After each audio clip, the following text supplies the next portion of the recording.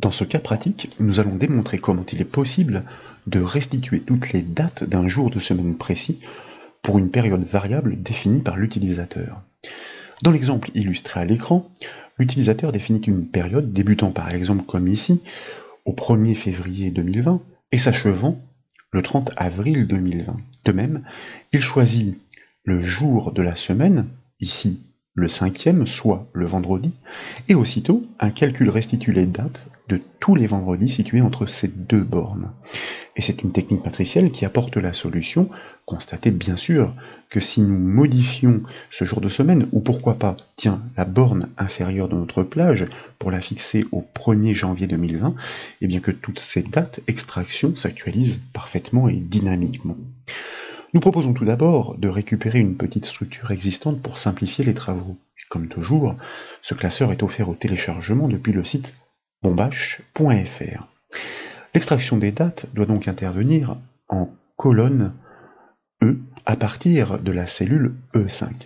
Cette extraction dépend de 3 contraintes. Il s'agit tout d'abord de la date de début à renseigner en cellule C5. Il s'agit ensuite de la date de fin à inscrire en cellule C7. Enfin, il s'agit de spécifier le numéro de semaine grâce d'ailleurs à une liste déroulante en cellule C9. D'ailleurs, en modifiant ce numéro de semaine, eh bien vous constatez que l'information du jour correspondant est automatiquement inscrite en toutes lettres juste en dessous, ainsi que dans ce petit récapitulatif sur la droite. En ce qui concerne cette cellule C10, c'est une formule d'extraction réalisée sur 2 colonnes situées sur la droite de la feuille qui établissent la correspondance entre ces numéros et ces jours de semaine, qui permet effectivement de restituer le jour correspondant. Nous le disions, pour récupérer toutes les dates d'un jour de semaine sur une période définie, des techniques matricielles sont nécessaires. L'idée consiste à agir sur une matrice virtuelle représentant toutes les dates dans l'intervalle. Sur cette matrice, un critère doit vérifier les correspondances trouvées avec le jour de semaine spécifié. Les fonctions si et jour-sum doivent être impliquées dans ce raisonnement matriciel. De plus, pour que ces dates soient regroupées, la fonction petite valeur est incontournable. Pour procéder donc, je vous propose tout d'abord de sélectionner la plage de cellules E5, E14, bien sûr, de taper le symbole égal pour initier la formule matricielle. Et nous allons commencer par appeler notre fonction de gestion des anomalies, si erreur, suivie d'une parenthèse ouvrante. Arbitrairement, nous décidons de restituer 10 dates dans l'intervalle défini, ni plus ni moins. Mais il se peut que la période soit raccourcie et que le nombre à afficher soit inférieur. Dans ce cas, pour que la formule répliquée ne génère pas d'erreur, nous décidons de les neutraliser. Ensuite, je vous invite à taper la fonction regroupant ces petites valeurs, soit petite point valeur, suivie d'une parenthèse ouvrante pour accueillir ces arguments. Cette extraction croissante des dates correspondantes regroupées est soumise à critères. Donc, avant de poursuivre, nous appelons notre fonction conditionnelle si, suivie d'une parenthèse ouvrante. Ces correspondances doivent être établies sur les jours de semaine. Donc, nous appelons la fonction Excel joursum capable de restituer le jour de semaine d'une date à lui passer en paramètre. Nous ouvrons donc sa parenthèse. Mais bien entendu, ici, il ne s'agit pas d'une date, ce sont toutes les dates qui doivent être analysées. Nous n'allons donc pas lui passer une seule date, mais cette fameuse matrice virtuelle représentant toutes les dates comprises dans l'intervalle défini.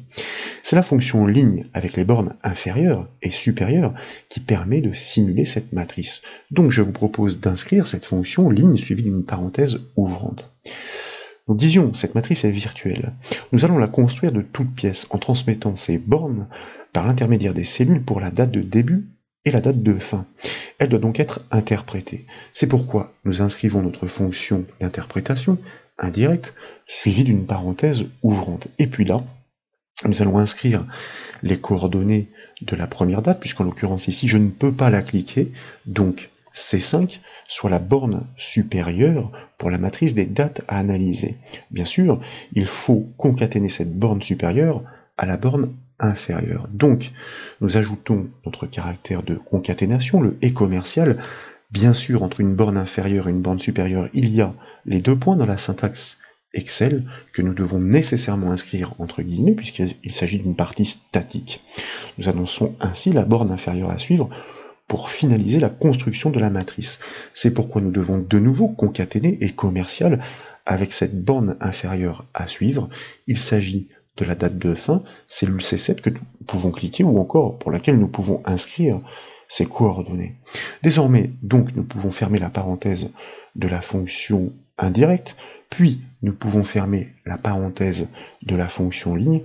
Nous tapons maintenant un point-virgule pour passer dans le second argument de la fonction jour-sum. Et là, nous allons inscrire le chiffre 2 pour raisonner sur le calendrier français.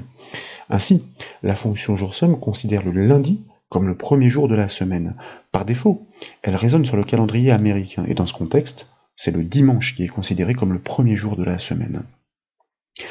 Désormais, nous pouvons fermer la parenthèse de la fonction jour-sum, et bien sûr, il s'agit d'honorer un critère, donc nous tapons le symbole égal pour l'égalité à vérifier, puis nous allons cliquer sur la cellule C9 pour désigner le numéro de semaine choisi. Il s'agit bien du critère que nous souhaitons vérifier.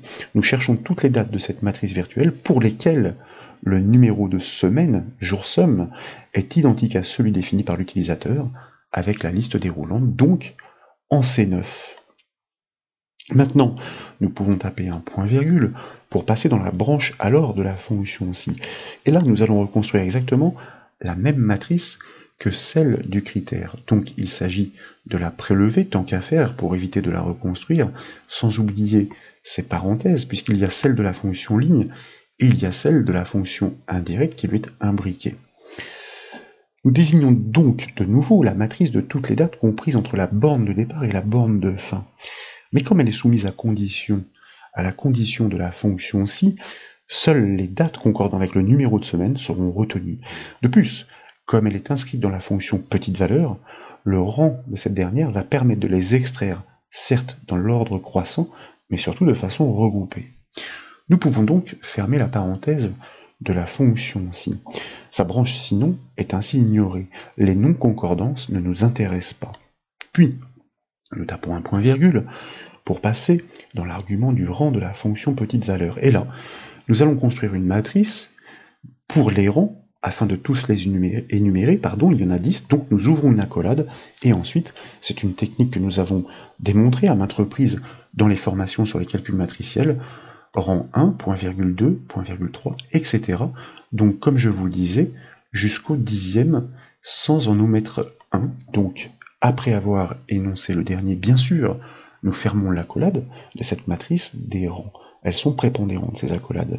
Ce sont elles qui définissent une matrice de rang à respecter dans ce raisonnement matriciel. En partant de la plus petite valeur, 1, nous indiquons que nous souhaitons tout d'abord extraire la date correspondante la plus petite et les suivantes jusqu'à la 10e. Nous pouvons maintenant fermer la parenthèse de la fonction petite valeur et bien sûr taper un point-virgule pour passer dans le deuxième argument de la fonction si-erreur, puisque nous sommes de retour dans cette branche, et là, nous allons inscrire deux guillemets, comme nous le faisons conventionnellement, pour neutraliser les anomalies si d'aventure elles surgissent. Puis nous pouvons fermer la parenthèse de la fonction si-erreur, et enfin, nous devons nécessairement valider cette formule matricielle par le raccourci clavier, CTRL, majuscule, entrée. Et comme vous pouvez le voir, toutes les dates apparaissent. Elles correspondent toutes au jour de la semaine choisie, ici le 3e, donc le mercredi.